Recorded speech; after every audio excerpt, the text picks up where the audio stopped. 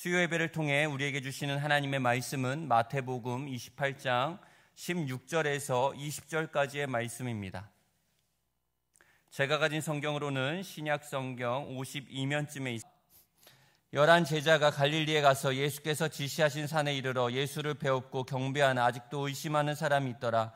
예수께서 나와 말씀하여 이르시되 하늘과 땅의 모든 권세를 내게 주셨으니 그러므로 너희는 가서 모든 민족을 제자로 삼아 아버지와 아들과 성령의 이름으로 세례를 베풀고 내가 너희에게 분부한 모든 것을 가르쳐 지키게 하라. 볼지어다 내가 세상 끝날까지 너희와 항상 함께 있으리라 하시니라. 아멘. 이 말씀은 살아계신 하나님의 말씀입니다. 하나님께 감사드립니다. 아멘. 모든 민족을 제자 삼으라는 제목으로 남충현 선교사님 하나님 말씀 전하실 때 많은 은혜 받으시기를 바랍니다. 우리 할렐루야로 선교사님 맞이하겠습니다. 할렐루야.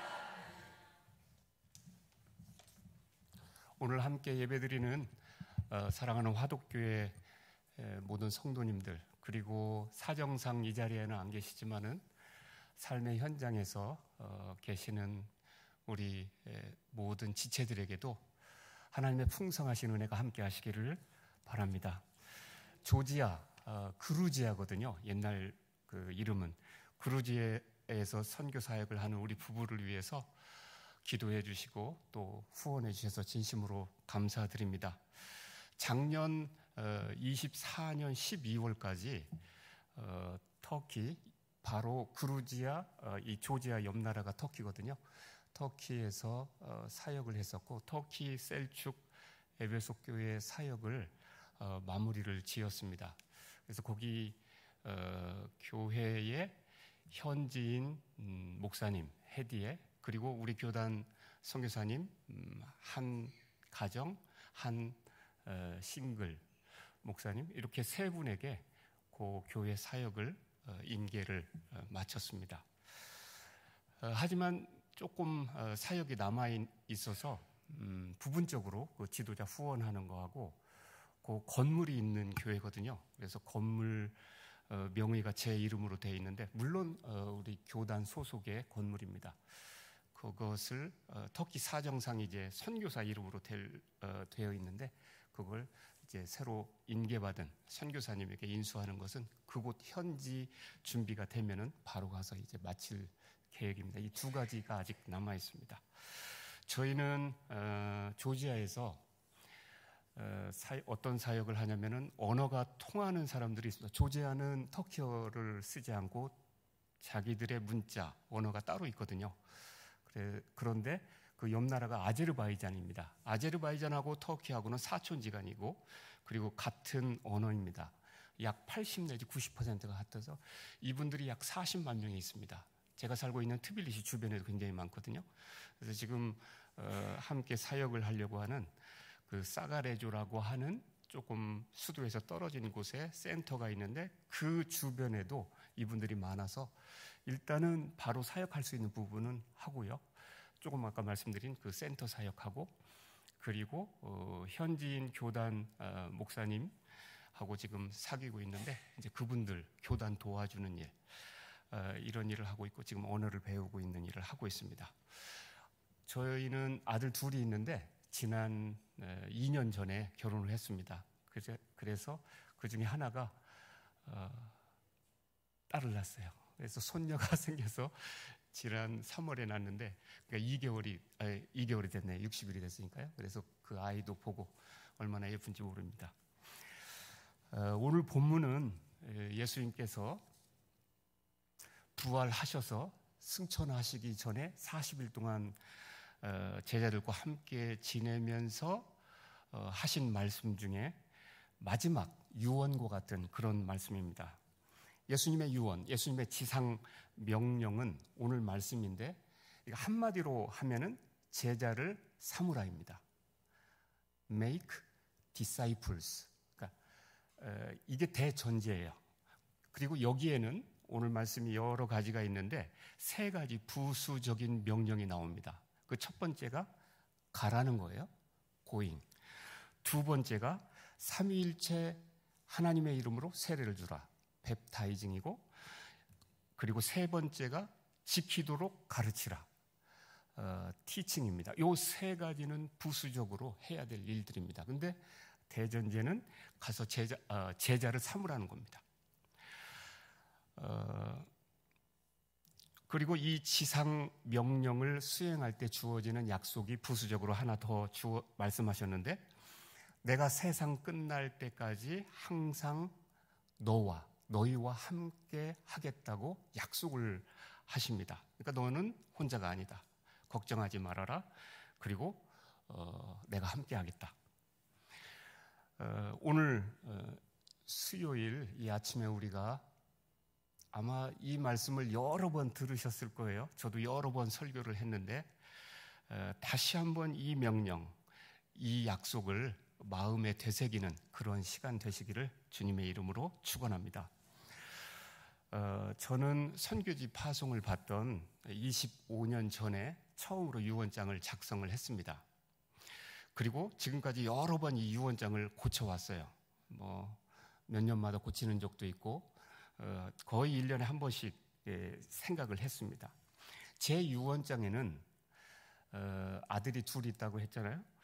그 자녀들에게 전하는 핵심 내용이 있는데 그게 뭐냐면은 오늘 말씀처럼 예수 잘 믿고 우선은, 그리고 선교의 삶, 복음 증거하는 삶을 살으라는 것입니다. 왜냐하면 이게 저나 아내가 생각하기에는 성경이 우리에게 전하는 핵심 내용이고 이렇게 사는 것이 바른 길이라고, 옳은 길이라고 생각을 했기 때문입니다. 물론 우리 아들들, 며느리들은 목사도 아닙니다. 선교사도 지금 아니고 대부분의 우리 성도님들처럼 평범한 대한민국 시민, 그리고 성실한 직장인, 그리고 교회 성도입니다. 저는 오늘 여기에 계신 사랑하는 우리 화독교회 성도님들에게도 동일한 말씀을 드립니다. 교역자가 아닌 직장인이십니까? 가정주부이십니까? 평범한 시민이지만은 예수 잘 믿고 선교하는 삶, 복음을 증거하는 삶을 살아가시기를 간절히 축복합니다. 근데 문제는 뭐냐면은 제가 선교사로서 전문적인 그런 장기 선교사로서 살고 있지만은 이 선교사적인 정신으로 살아가기가 매우 어렵다는 데 있습니다. 이 문제는 그래서 제가 25년 동안 장기 선교사로 살면서 이 문제를 가지고 고군분투한 이야기를 조금 나누려고 합니다. 이것이 여러분이 오늘 주님께서 우리에게 지상명령으로 마지막 유언과 같이 아주 중요하게 주신 말씀으로 사시는데 조금이라도 도움이 됐으면 합니다. 저는 장기 선교사가 되어야 하겠다고 최종 결심을 했을 때가 나이 40이 다 돼서입니다.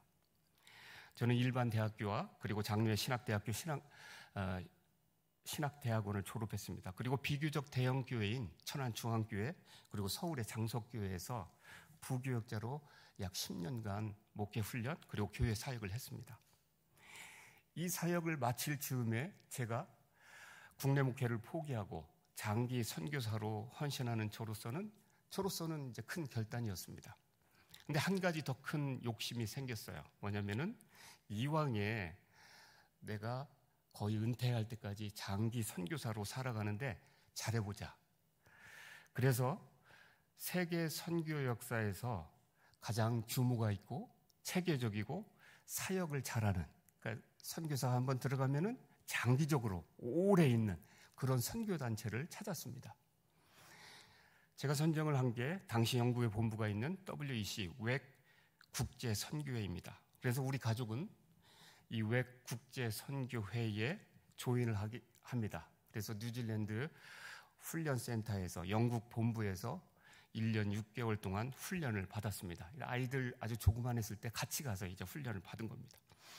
그리고 우리 교단 선교부의 훈련도 그 이후에 받았습니다. 그러니까 교단 선교사이며 동시에 웩 국제선교회 멤버가 된 것입니다. 몇 년 전에는 제가 사정이 있어서 이 외국제선교회에는 사임을 했습니다. 하지만 저는 지금까지도 매일매일 그 선교사가 되기 위해서 훈련을 받았을 때의 그 훈련, 그 정신으로 살려고 노력을 합니다. 아마 은퇴할 때까지 그렇게 살고 은퇴 후에도 그렇게 살아갈 수 있다고 생각을 합니다. 제가 생각하기에는 제가 지금부터 말씀을 드리는 소개해드리는 4가지의 선교사 정신은 예수를 믿는 사람이라면, 예수의 제자라면, 성도님이라면, 예수님의 말씀을 마음에 새기고 따르려고 하는 사람이라면 누구든지 따를 수 있는 정신이라고 생각을 합니다. 그래서 오늘 이 자리에 계신 우리 사랑하는 화독교회 성도님들도 삶의 현장에 적용할 수 있는 예수의 제자로서의 선교 정신이라고 믿습니다. 무슨 얘기를 할까 궁금하시죠?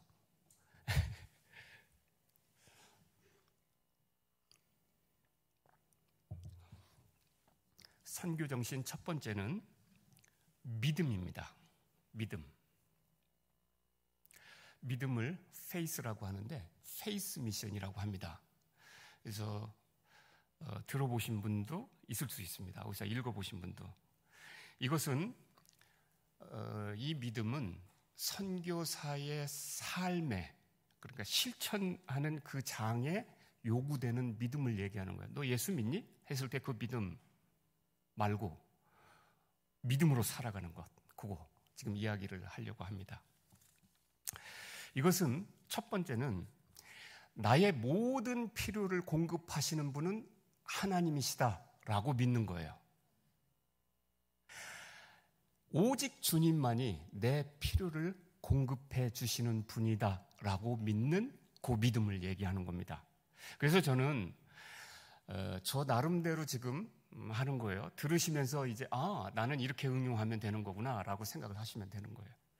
저는 선교사로서 후원 요청을 할 수 있습니다. 하지만 누구에게도 후원 부탁이나 요청을 하지 않기로 했어요. 또 그렇게 가르칩니다. 선교사가 되려고 선교 후보생인데 그렇게 가르치는 거예요.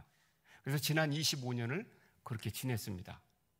제가 기도 편지를 선교 편지에도 간접적으로도, 직접적으로도 하지 않았지만은 간접적으로도 재정 요청을 하지 않았습니다. 보니까 이것은 이면에는 지금 돈으로 후원해달라는 소리네. 그런 것까지 하지 않으려고 노력을 많이 했습니다. 물론 선교하는 데는 많은 재정이 필요합니다. 그래서 저도 리스트를 만들어 놓고 이 안에 기도 제목에 그 리스트를 놓고 기도를 합니다. 하나님, 여기 이것도 필요하고요, 저것도 필요하고, 요거 위해서 재정 필요하고 돈이 필요합니다. 그리고 교회나 성도님들이 자발적으로 후원하시면, 아니면 제게 물어보시는 분이 있어요. 뭐 필요하신 거 있으십니까? 그러면은 그분은 바로 이제 제가 리스트를 놓고 얘기를 하죠. 주님의 뜻으로 그런 분들에게는 알고 후원을 받았습니다. 이렇게 재정에 있어서 믿음 선교, 페이스 미션으로 살았지만은 지금까지 내 신발이나 내 옷이 닳거나 헤어지지 않았습니다. 그때그때 필요한 것들을 채워주셨습니다. 지금 와서 생각을 해보니까 재정에 있어서의 이 믿음 선교는 나를 겸손하게 만듭니다. 왜냐하면은 주님만 의지하기 때문에 기도하게 되고, 그리고 기도해야만 하기 때문에 그렇습니다. 또 장점이 어떤 게 있냐면은 돈을 앞세워서 돈으로 하는 선교를 하지 않았습니다. 돈이 저를 이끌어 가지 않았습니다. 나중에 보니 하나님께서 이끄시는 대로 더 하는데 저를 이렇게 몰아갔습니다. 할 얘기가 많지만은 이건 여기까지만 이야기를 하겠습니다. 선교 정신, 그 믿음을 지금 말씀을 드리잖아요. 너 믿음으로 사는 게 믿음으로 뭐냐? 근데 제가 사역하는 데 있어서는 이것도 중요한 것이 있는데, 믿음에서 어떤 믿음이냐면은 하나님께서 사람을 변화시킨다는 믿음입니다. 일반적으로 우리는 사람은 변하지 않는다고 말합니다. 일리가 있는 것 같습니다. 그래서 우리 속담에도 뭐 3살 버릇 80 간다, 아니면은 재버릇 개 못 준다, 이렇게 말하지 않습니까? 근데 하나님의 말씀은 다릅니다. 믿음 안에서 하나님은 사람을 변화시킨다는 거예요. 복음의 능력이 사람을 변화시킨다? 이게 제가 붙들고 있는 중요한 믿음의 원리입니다. 신약 성경에 예수님의 수제자인 베드로를 아시지요? 이 베드로의 성격은 처음에 예수님이 베드로를 이렇게 제자 삼으셨을 때에 그가 얼마나 충동적이고 급하고 경솔하고 또 무모한지를 성경 곳곳에서 이야기를 하고 있습니다. 그런 그가 말년에, 베드로가 거의 죽을 때쯤 말년에 베드로후서 1장 5절에서 7절을 보면은 어떻게 변해 있는지를 그가 쓰고 있습니다. 직접 하나님의 성품, 신의 성품에 대해서 논하고 있는 거예요. 그러므로 너희가 더욱 힘써 너희 믿음의 덕의 지식을, 지식의 절제를, 절제의 인내를, 인내의 경건을, 경건의 형제 우애를, 형제 우애의 사랑을 더하라. 그러니까 급하고 경솔하고 그런 베드로가 어떻게 놀랍도록 변했는지 우리가 보게 됩니다. 제가 최근에 사역한 곳이, 저는 이스탄불도 오래 있었지만은 거기서부터 한 700km 떨어진 이 셀축, 터키 셀축에서 조그만 소도시인데 7년 동안 사역을 했습니다. 이제 말씀드린 대로 이 양을 끝냈지만은 몇 년 전에 추방되기 전에, 내가 추방됐다고 하니까 그 교회가 나를 이렇게 몰아낸 것은 아니고 정부에 의해서 추방을 받은 거예요. 그 터키 성도들이 거기 있을 때 저를 보고 사랑의 사도라고 하는 거예요. 터키 말로 사랑의 사도라고 내가 듣는 앞에서 하는 거예요. 조금 껄끄럽더라고요. 나는 그 정도까지 아닌데 내가 무슨 사랑의 사도. 여러분, 성경에 사랑의 사도라고 하시는 분이 있어요. 그분은 요한입니다. 사도 요한. 근데 우리 교회 바로 앞에 사도 요한 기념교회가 있거든요. 근데 거기에서 그분이 평생 사역을 했어요. 아마 거기에서 요한복음도 쓰시고 요한 1, 2, 3서도 쓰시고 요한 계시록도. 반모섬이 터키 에베소 그 셀축 앞바다거든요. 그걸 잘 알거든요. 그분은 그런 분이에요. 처음부터 성품도 그렇고 정말로 사랑에 대해서 하나님은 사랑이시다라고 하신 분이 바로 그분이거든요. 근데 저는 얼두당토하는 사람입니다. 제가 저를 압니다. 저는 사랑하고는 관련이 없는 그런 사람인데 저를 지금 우리 성도님들이 한 2-3분이 그렇게 얘기를 한 거예요. 제가 자랑하려고 하는 것이 아니에요. 왜냐하면은 제가 아까 부목사로 있었고 한국교회 목회를 할 때 제가 얼마나 칼 같았으면 저를 쌍칼이라고 하더라고요, 우리 성도님들이. 그리고 이 운전을 지금은 그렇게 않지만은 운전을 얼마나 하면은 뒤에 누구 타셔서 신방대원들이 타시고 권사님들이 타시면은 청룡열차를 탄 것 같은 둥, 별 그런 말씀을 다 하시더라고요. 성격도 급하고 그리고 아주 예리하고. 근데 이제 교회 사역도 하고 그리고 터키 선교 사역도 하고 이렇게 하면서 에베소 교회에서는 제가 많이 인내하고, 그 교회 가서 처음부터 많이 한 것은 많이 기도해 주는 거예요. 누가 무슨 이야기만 하면은 바로 기도합니다. 데리고 들어가서 기도하든 그 자리에 서서 기도하든, 그리고 기다려주고 품어주려고 부단히 노력했습니다. 지금 생각해 보니까 우리 고등학생 이름을 얘기하면 안 되겠죠. 걔가 무슨 회의를 하다가 막 울면서 박차고 나갔어요. 저 계단에 가가지고 울고 있더라고요. 그럼 옛날 같았으면 나가려면 나가 그리고 한마디 했을 거예요. 그런데 회의하다 말고 나갑니다. 나가서 계단 옆에 앉아서 왜 그래? 네가 말하는 거 내가 다 알아들었어. 네가 하자는 대로 할게. 주님께서 나를 변화시켰습니다. 여러분은 예수 그리스도의 제자이십니까? 여러분 주변에 있는 사람을 주님께서 변화시킬 수 있습니다. 저 사람이 언젠가 변화될 것이다. 그래서 나는 그 사람을 포기할 수 없어요. 버릴 수 없어요. 끝까지 내가 참는 거예요. 왜냐하면은 말씀드렸다시피 주님께서 나도 참아주셨고 나도 변화시키셨습니다. 증인이 이은희 선교사예요. 이은희 선교사 앞에서는 거짓말을 할 수 없으니까. 하나님이 나를 시간이 오래 걸렸지만은 변화시켰습니다. 그런 사람으로, 인내하는 사람으로, 참는 사람으로, 다른 사람에 대해서 끝까지 견디는 사람으로. 하나님께서 사람을 변화시키신다는 이 믿음으로 사시기를 주님의 이름으로 축원합니다.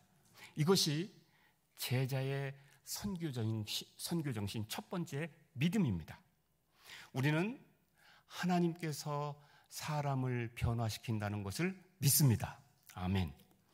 선교정신 두 번째는 거룩입니다. 거룩. 홀리니스라고 하는 거룩입니다. 제가 여기 들어올 때 성경을 이렇게 들었냐 이런 거 거룩 지금 얘기하자는 것도 아니에요. 여러분이 술을 한 잔 드시냐 맥주를 한 잔 하냐 그런 거 지금 따지는 것도 아닙니다. 제가 지금 따지는 것은 일상의 삶 속에서 여러분은 거룩하십니까? 그거예요. 그래서 이 거룩은 생활 속에서 지금 말씀드리는 이 정의가 거룩이라고 그냥 간단하게 지금 이야기를 하는 거예요. 생각으로, 말로, 행동으로, 손과 발로 우리 주님께 기쁨을 드리는 게 거룩입니다. 그러니까 간단하게 지금 거룩을 이야기한 거예요. 그냥 삶 속에서 거룩은 무엇일까? 생각으로, 말로, 손, 발, 행동으로 하나님께, 주님께 기쁨을 드리는 것. 그게 거룩입니다. 최근에 선교사님 4가정이 모여서 그 조지아 트빌리시에서 어느 교수님의 인도로 영성과 그룹 상담 세미나를 한 적이 있습니다. 거기에 이시성을 가진 선교사님이 여기 참석을 했습니다. 이분은 정말로 점잖은 분이었어요. 고향 충청도 양반님과 선비의 기품을 가진 것 같았습니다. 저와는 평소에 가깝게 지내면서 가끔 식사도 했거든요. 근데 그룹 상담 이 치유 세미나를 하면서 제가 깜짝 놀랄 만한 이야기를 그 부인 선교사님을 통해서 들었습니다. 그건 뭐냐면은 정말로 깜짝 놀랄 만한 운전 습관을 가지고 있다는 거예요. 그분의 아내 선교사의 말에 의하면은 결혼 초부터 그분이 60이 다 됐는데 지금까지 한결같이 운전대만 잡으면은 이분이 레이싱카 운전수로 변한다는 거예요. 도로 위에 있는 모든 차들은 경쟁 대상이랍니다. 그러니까 저것을 추월하지 않고는 안 되는 거예요. 그러니까 그 부인이 차를 타면은 늘 이걸 잡는 거예요. 그냥 자기 말로는 이게 거의 뽑아질 정도로 잡지 않으면 안 된답니다. 그리고 또 하나는 말이 없는 분이거든요. 저하고 이야기해도 뭐 거의 말이 없습니다. 근데 차만 타면 말이 많아지고 험한 말이 많이 나온다는 거예요. 이 부인은 이 문제를 해결하기 위해서 정말로 노력을 많이 하고 두 분 사이에 갈등, 싸움이 많았었는데 노력을 많이 했는데 안 고쳐지고 평생을 이렇게 산다는 거예요. 아주 침통하게 이야기를 했습니다. 저는 잘 상상이 가질 않았어요. 저는 고쳤거든요. 저는 아내 옆에 제가 혼자 가던 아내가 옆에 있던 이제는 그런 그런 운전은 하지 않습니다. 청룡 열차 아닙니다. 아니 어떻게 지금까지도 저렇게 살 수 있을까? 그리고 60이 다 됐는데 어떻게 아내 옆에서 저렇게 운전을 할 수 있을까? 그래서 우리는 어쨌든 그 치유하는 과정의 세미나였기 때문에 함께 기도하고 그룹으로 격려하고 그분을 위해서 여러 가지 말들로 했습니다. 그리고 그분도 솔직히 이야기를 하고, 특별히 아내가 그때는 여러 사람 있는 데서 자기 감정을 얘기한 거예요. 솔직한 감정. 난 너무너무 당신이 걱정된다. 사고 날까 봐. 이런 얘기. 그래서 이런 진지한 이야기를 듣고 남편이 굳은 결심을 했고, 끝나자마자 이분 차가 큰 겁니다. 카니발처럼 이렇게 큰 거고, 우리 몇 명하고 그 교수님 부부하고 타고 잠깐 외출을 하게 됐어요. 근데 타보니까 너무 운전을 잘하는 거예요, 또. 그래서 우리가 놀랐습니다. 운전을 하는 것을 보고, 젠틀하니까 서로 박수 쳐주고, 그 다음에 격려해주고, 이렇게 이야기를 해주고, 잘 나들이를 갔다 왔습니다. 한참 후에 제가 이 아내 선교사를 만나서 물어봤어요. 선교사님 어때요? 지금은 운전 잘 하세요? 여전히 레이싱카 운전을 한다고 합니다. 근데 아주 조금 나아졌대요. 조금 나아져서 자기 이야기를 들어주려고 노력을 한다고 합니다. 우리가 거룩해지는 방법은 성경에 말씀하기를 말씀과 기도를 통해서라고 말씀합니다. 요한복음 17장에 그들을 진리로 거룩하게 하옵소서. 아버지의 말씀은 진리니이다. 아버지께서 나를 세상에 보내신 것 같이 나도 그들을 세상에 보내었고 또 그들을 위하여 내가 나를 거룩하게 하오니 이는 그들도 진리로 거룩함을 얻게 하려 함이니이다. 그래서 디모데전서 4장에 하나님의 말씀과 기도로 거룩하여짐이라. 하나님의 말씀을 오늘 또 들으시잖아요. 또 목사님을 통해서 또 우리 개인적으로 경건의 시간을 통해서 여러 가지 방법으로 이 말씀을 우리가 마음에 새깁니다. 그리고 이 말씀을 통해서 거룩해집니다. 또 하나는 기도를 통해서 거룩해집니다. 제가 습관적으로 하는 성막 기도가 있습니다. 성전 기도라고도 하는데 혹시 성전이 어떻게 생겼는지 제가 그걸 잠깐만 설명을 하려고 하거든요. 1, 2분 동안. 잘 모르시면은 성전이 이렇게 직사각형으로 생겼어요. 옛날 성전. 폰을 꺼내셔서 보시면은 성전 이미지 하면은 거기 다 나와 있을 거예요. 그 안에 있는 거. 성전은 문이 하나입니다. 동쪽으로 난 문. 요 하나를 들어가면서 무슨 생각을 하세요? 나는 그런 생각을 해요. 지금 기도를 하는 거예요. 제 나름대로. 소리를 내서 기도도 할 수 있고 아니면은 묵상으로 기도를 합니다. 짧게 몇 초면 끝나기도 하고 아니면은 1시간 이상이 걸릴 수도 있습니다. 이 성전문을 들어가면서 나는 양의 문이다 라고 하는 주님의 말씀을 생각합니다. 이 문을 통해서 들어가면 구원을 얻고 누구든지 이 문을 통해서 들어가면서 나오면서 꼴을 얻으리라고 주님께서 말씀하셔요. 성전 문은 주님을 상징합니다. 거기서부터 사실은 성전 모든 것, 지성소에 있는 모든 물건까지 다 주님을 상징하는 거예요. 예수 그리스도를. 거기에서 주님을 묵상하면서 고백합니다. 주님은 누구십니까? 주는 그리스도시요 살아계신 하나님의 아들. 사실은 여기서 끝나는 거예요. 내가 성전 문에 들어가면서 기도를 시작하면서 주님을 고백한 주님은 그리스도이십니다. 주님은 하나님의 아들이십니다. 하나님의 아들이 무슨 뜻이에요? 하나님의 아들 아버지라는 거예요.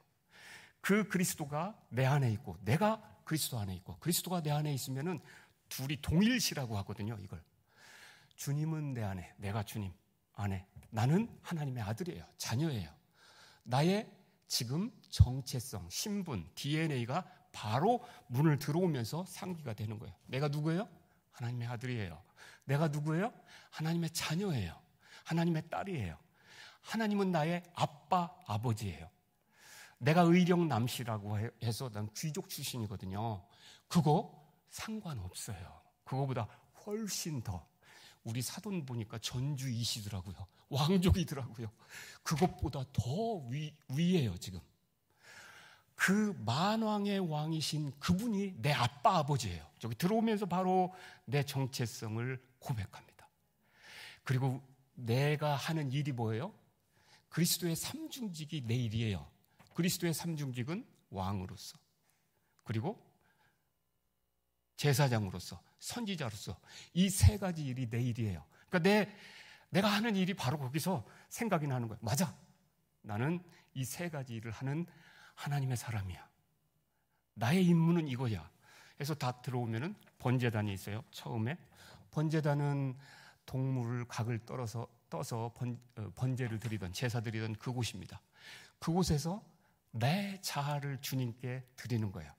내 자아를 완전히 죽여서 세상적이고 정욕적이고 마귀적인 것을 거기서 죽이는 거예요. 성령 세례를 받는 거예요. 그거 딱 지나면 뭐가 나와요? 물두멍. 그 물두멍은 성전에 들어가는 제사장이 손발을 씻는 곳이에요. 매번 성소 들어가기 위해서. 그것은 매일매일 내가 짓는 모든 죄를 자백하는 거예요. 나는 죄인이거든요. 세상에 사는 동안 항상 죄인입니다. 근데 거기에서 하나님 만나기 위해서는 늘 죄를 고백해야 돼요. 그래야 우리는 하나님 임재의 장소까지 들어갈 수 있습니다. 이건 내가 물세례를 받는 거예요. 하나님, 나는 죄인입니다. 주님, 나를 깨끗게 해주세요. 딱 들어갔어요. 그 안에 조그만 네모진 또 텐트가 또 나와요. 성막이 또 나와요. 그 안에 이게 3분의 2로 나누어지는데 성소와 지성소로 나누어지는 그곳으로 들어가는 거예요.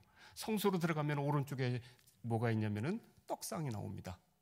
그 진설병 12개의 떡상. 거기를 보면서는 하나님께서 나의 공급자가 되시고 하나님이 나의 양식이 되신 것을 의미해요. 하나님이 나의 모든 필요를 공급해 주시는 거예요. 여기서는 내가 필요한 것을 얘기하는 거예요. 하나님, 이것도 필요하고 저것도 필요하고 우리 자녀들에게 이거 필요하고 우리 교회 성도님에게 이거 필요하고 그리고 우리 부부에게 이거 필요하고 내 장래를 위해서 이거 필요하고 이거 다 얘기할 수 있어요.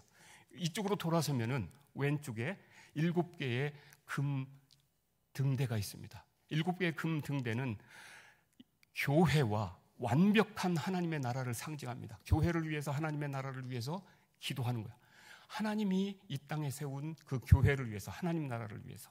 그리고 정면으로 가면은 향단이 있습니다. 향로가 있는데 24시간 지금 향이 올라가는 거예요. 여기서는 주님께 드리는 끊임없는 우리의 기도를 의미하는데 그냥 찬양만 하셔도 돼요. 우리의 찬양이 곧 기도이기 때문에.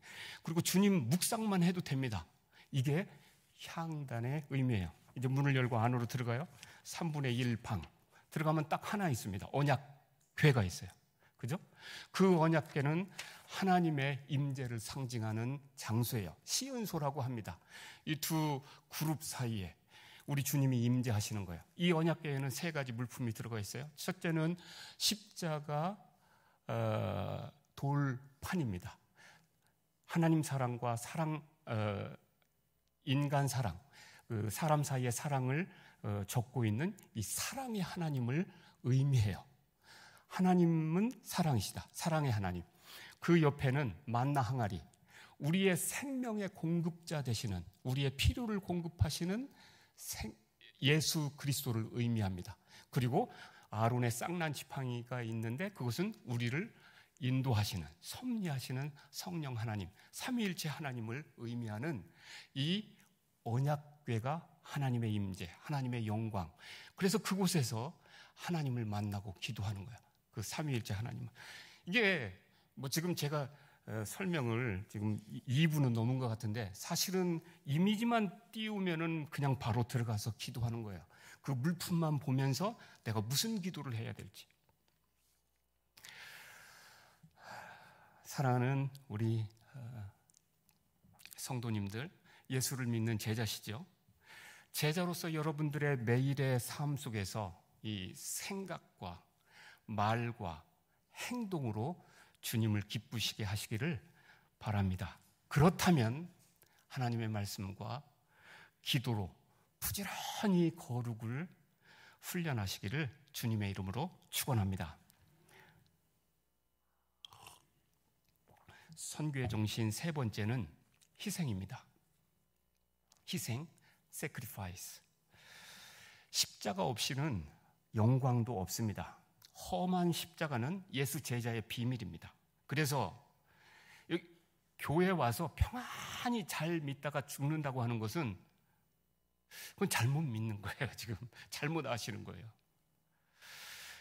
제자의 선교 사역 비밀은 자진하여 희생. 내가 지금 너무 평안하다 그러면은 목사님한테 물어보시면 돼요. 내가 자진해서 봉사할 곳 있습니까? 있습니다. 왜 없어요? 기다리고 계십니다. 자진하여 희생하는 겁니다. 자진하여 희생하는 거예요. 예수님의 말씀 마태복음 20장 28절, 인자가 온 것은 섬김을 받으려 함이 아니라 도리어 섬기려 하고 자기 목숨을 많은 사람의 대속물로 주려 함이니라. W.E.C. 웩 국제선교의 창립자 C.T. 스터드는 이렇게 말했습니다. 만일 예수 그리스도가 진짜 하나님이시고 나를 구원하시기 위해서 죽으셨다면, 십자가에서 죽으셨다면 그 예수 그리스도를 위한, 그분의 몸된 교회를 위한 나의 어떠한 희생도 결코 자랑할 만한 것이 되지 못한다. 제가 자랑할 게 뭐가 있겠습니까? 희생이란 무엇입니까? 희생이란 이런 거예요. 공동체 생활, 이 교회 생활과 그 목표를 위해서 내 개인적인 안락한 삶이나 여러 욕구는 뒤로 미루거나 포기하는 것입니다. 그래서 편안함을 포기하고 불편을 스스로 감수하는 것입니다. 의식주의 불편함, 교통의 불편함, 의료 혜택의 불편함, 외로움 등을 기꺼이 감수하는 것입니다. 현 시대가 말하는 생활 수준이나 사고방식을 따르는 것보다 하나님의 뜻을 따르는 것을 우선시하는 것입니다. 우리 교회의 목적이 무엇입니까? 여러분 제자가 됐다는데, 예수의 제자라는데 내가 왜 제자가 됐고 그리스도인이 되었습니까? 주님의 제자가 되었다면 이 제자도의 원리인 희생을 따라야 합니다. 하늘의 밀이 땅에 떨어져서 죽어야 열매를 맺게 되는 것입니다. 무슬림 사회인 그 터키에서 남성 우월주의는 우리의 상상을 초월합니다. 근데 제가 봉사했던 이 셀축 에베소 교회의 첫 번째 현지인 목사님으로 헤디엔데 여성을 안수했습니다. 현재 이 여성 목사가 담임 목사로 있습니다. 제가 이 교회에 부임해서 우리 성도님들이 50-60명 되고 주일 출석 인원은 30명쯤 되거든요. 부임해서 이 일을 시작했을 때 저는 현지인 여성이 목사가 된다고는 꿈에도 생각하지 않았습니다.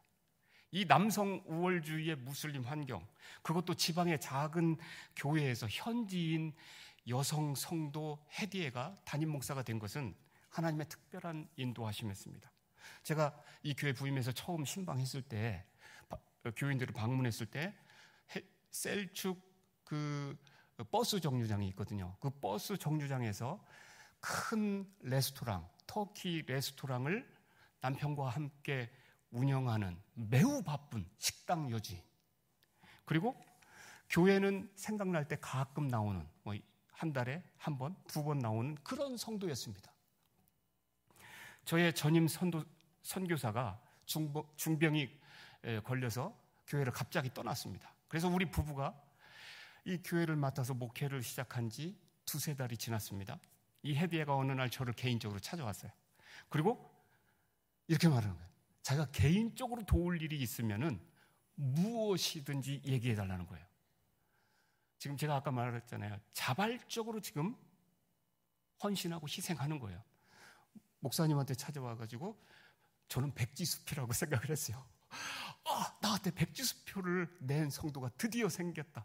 터키에서 이걸 받아본 적이 없습니다. 제가 그분한테 자꾸 맡기겠어요. 하지만은 저는 그것을 아주 뜻깊게 받아들였습니다. 찾아와서 진지하게 자원해서 봉사하겠다는 사람. 나중에 들은 이야기지만은 저희 부부가 마음에 들어서 이렇게 이야기를 했다는 거예요. 우리가 잘나서 그런 게 아니고 설명드리겠지만은 제가 좋은 것이 아니라 제 목회 스타일이 좋았던 것입니다. 그래서 이후에 몇 가지 일을 우리 헤디에게 이야기를 했습니다. 자기를 희생해야 되는 거예요. 시간 내야 돼요. 지금 바쁜 여사장님이에요. 그 식당의 여사장님인데 시간 내야 되고 자기 재정 드려야 돼요. 우리 교회 전공수지만 때로는 자기 재정 드렸습니다. 인간관계의 리스크를 자기가 다 지금 감당해야 됩니다. 한 번은 교회가 터키 정부에 우리는 터키 교회는 법적으로 등록을 해놓거든요. 협회라고 데르넥이라고. 이게 잘못돼가지고 벌금 3만 달러가 발생할 문제가 생겼습니다. 그래서 우리 남성 지도자들에게 개인적으로 가서 부탁했죠. 이것 좀 해결해 주세요. 그리고 저와 함께 이 문제 해결합시다. 그랬더니 남성들이 다 뒤로 물러섰어요. 왜? 책임지는 일이고 여러 가지 핑계를 대더라고요. 근데 한두 주가 지나서 이 헤디에가 자원에서 나왔어요. 만약에 여자가 해도 된다면은 제가 하겠습니다. 그러니까 지금 나온 거예요. 그건 못 하겠더라고요. 돈도 들어가는 거고 너무 힘든 일이라. 그래서 1년 동안 분주히 돌아다니면서 저와 함께 이 일을 해결했어요. 그랬더니 교회에서 광고 시간에 마지막 해결된 날 광고를 하니까 성도들이 다 박수를 치고 좋아하는 거예요. 우리 성도님들이 어떻게 생각했겠어요? 여잔데 나서서 누구도 해결하지 못하는 일을 동분서주해서 해결했고 3만 달러 그 벌금 안 물었고 그리고 교회를 위해서 희생하시는 분이라고 보는 거예요. 제가 그 교회에 부임해서 아주 심혈을 기울인 온 힘을 다한 것은 그 교회는 좀 오래된 교회거든요. 오래된 성도님들도 있었거든요. 그래서 제가 다 힘을 기울인 것은 현지인 목사를 세우는 거예요. 그래서 제가 조건 4가지를 제시를 했습니다. 몇 개월 지나고 교회를 다 파악한 다음에 이것을 헤디에가 합당하게 생각을 했던 거예요.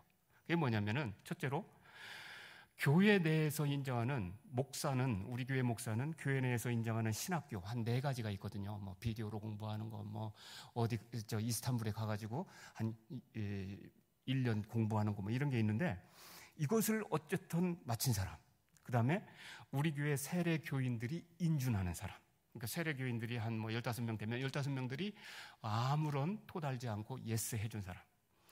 그리고 교회 형편상 사례비가 없겠더라고요. 못 주겠더라고요. 제가 그랬거든요. 제가 아까 말씀드렸잖아요. 믿음 선교하는 사람.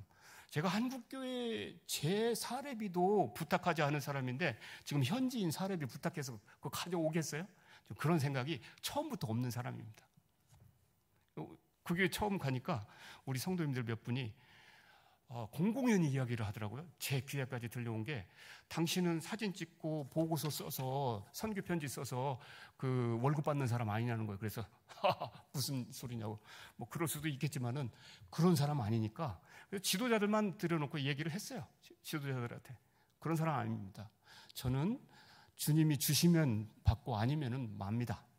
그렇게 살아왔고 앞으로도 그렇게 살 겁니다. 우리 교회 이거 내가 건물 있는 거 맡았는데 이거 돈 많이 들어간다고 합시다. 내가 갑자기 맡은 거거든요. 저는 건물 없이 사역을 해왔는데 이것도 앞으로 한국교회에 돈 재정 요구 안 할 겁니다. 누가 주님 것이니까 마음대로 하시겠죠. 비가 새든 뭐를 하든 고칠 거면은 주님이 알아서 하실 거고 그런 정책을 하니까 저는 이걸 얘기를 했어요. 우리 교회 형편상 사례비가 없으니까 자기 직장에 있는 사람 이분이 해줬으면 좋겠습니다. 저도 교회를 맡고 있으니까 파트타임으로 하세요. 그리고 마지막으로는 그 터키 형편상 터키에서는 모스크한테 이맘도 대학 졸업장인데 대학 졸업장 있는 사람. 그래서 당시 우리 교회 헤디에를 포함해서 한 5-6명이 남자들 포함해서 제가 지도하는 성경 공부반 거기에 들어왔어요. 이거 이수하면은 신학교육하는 그 자격도 주는 거거든요. 대학 졸업 자격도 같이 주는 거거든요. 지금 헤디에는 목사 안수를 받고 그리고 이거 제가 세우려고 한 거 아니에요. 교인들이 그렇게 추천을 해서 어쩔 수 없이 헤디에가 그걸 수락했고 저도 역시 헤디에가 가장 좋겠다고 해서 그분이 수락을 해서 안수를 받았고 지금 무보수로 사례비를 받지 않고 가족들과 함께 조그만한 선물 가게를 운영하면서 즐겁게 자원하여서 교회를 위해서 밤낮으로 수고합니다.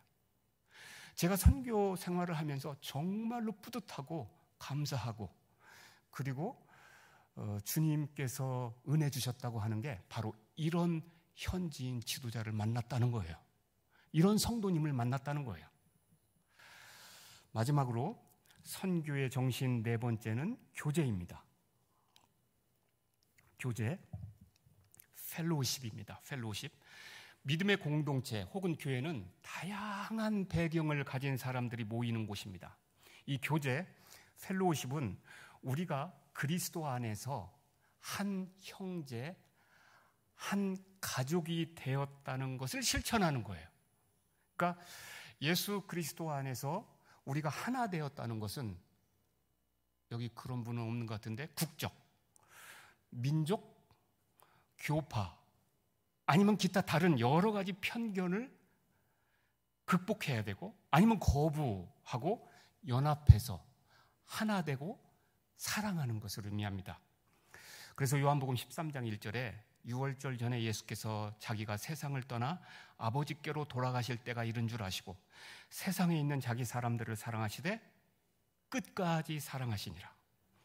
우리 부부는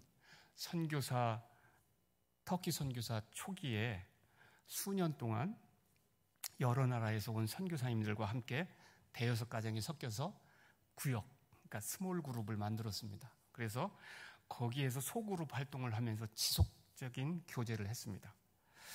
2주에 한 번씩 저녁에 모였거든요. 그래서 차하고 간단한 음식을 함께 나누고 찬양하고 또 말씀 나누고 각자의 기도 제목을 나누는데 여기가 하이라이트입니다. 시간 가는 줄 모르게 웃고 울고 그리고 위로하고 격려하는 시간이었습니다. 이제 자연스럽게 신임 선교사들, 얼마 안 된 선교사들은 자기 경험, 의견을 말합니다. 그러면은 선배 선교사는 겸손하지만 권위가 대단합니다. 그 권위가 있었고 좌충우돌하고 실수연발하는 이 후배 선교사의 고충이나 하소연, 어떤 것이든지 그걸 받아들여주고 푸근하게 상담하는 장소, 치유하는 그런 장소였습니다. 최근에 우리 부부는 7년 동안 이 셀축에 내려가서, 우리가 아는 사람이 없는데 다시 지금 내려간 겁니다. 우리가 살던 곳에서 700km 떨어진 그 지방에 내려가서 터키 셀축 에베소교회 이 50명의 성도가 우리의 가족이었습니다. 특별히 지도자 그룹과는 아주 각별하게 지냈습니다. 아까 말씀드린 그 헤디에 지금 한 50대 초반이거든요. 그 남편, 그리고 아들이 하나 있습니다. 춘하르라고, 지금 24세쯤 됐는데 이제 결혼을 해야 되는데, 이 가족하고는 마치 한국에 있는 우리 아들인지 이 춘하르가 우리 아들인지 모를 정도로 아주 가깝게 지냈습니다. 이 춘하르는 지금 처음에는 제가 거기 있을 때는 정말로 믿음이 없었죠. 그냥 교회에 도장 찍으러 나오는 그런 수준이었는데 지금 변해서 이스탄불에 가서 신학 수업을 하고 전도사님처럼 교회에서 지금 엄마를 도와서 활동을 하고 있습니다. 제가 이제 그 교회를 인계를 해주고 가끔 전화나 할 따름이고 기도만 할 뿐입니다. 저는 오늘 우리 성도님들에게 예수의 제자로 사는 제가 붙들고 있는 이 4가지 선교의 정신을 말씀을 드렸습니다. 들으셔서 알겠지만은 제가 평생 이렇게 이걸로 많이 강의도 했고 설교도 해왔고 제가 부단히 노력을 합니다. 적용을 하려고 삶 속에서 조금 더 말씀을 드리고 싶지만은 이렇게 요약적으로 말씀을 드렸는데, 첫 번째는 어떤 것을 말씀을 드렸냐면은 나의 하나님이 나의 모든 필요한 것들을 공급하신다는 믿음입니다. 그리고 그 하나님께서는 사람을 변화시킨다는 믿음입니다. 이 믿음이 제가 선교사적인 삶을 살게 만들었습니다. 둘째는 거룩을 말씀드렸습니다. 나의 생각과 말과 행동으로 하나님을 오늘 기쁘시게 해드리는 것입니다. 하나님의 형상을 가진 내 가족, 우리 교회의 성도, 우리 이웃을 기쁘시게 하는 것이 하나님을 기쁘시게 하는 것일 수 있습니다. 우리는 하나님의 말씀과 기도로 거룩하게 됩니다. 그래서 이 거룩을 매일 연습하시고 훈련하셔야 됩니다.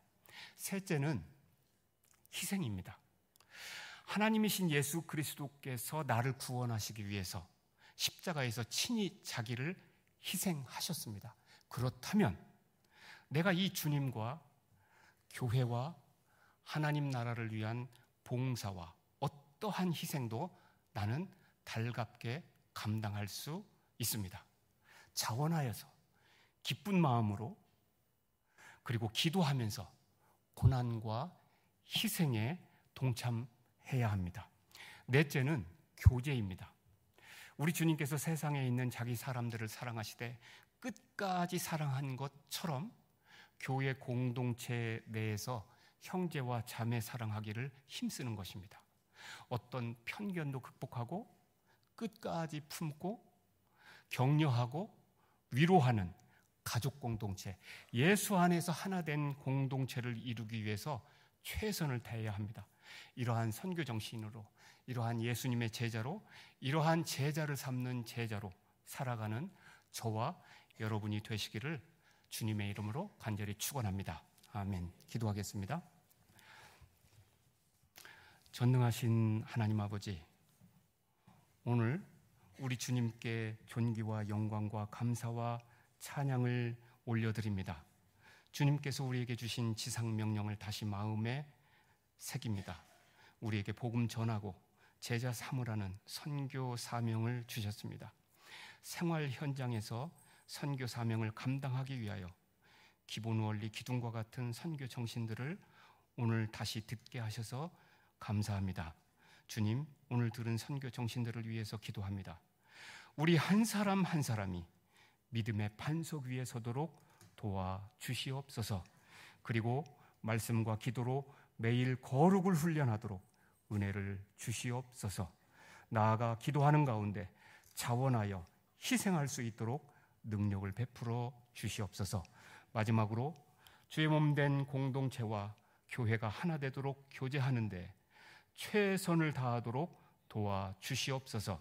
세상 마지막 날까지 우리와 함께 하시는 우리 주님께 감사드립니다. 예수 그리스도의 이름으로 기도하옵나이다. 아멘.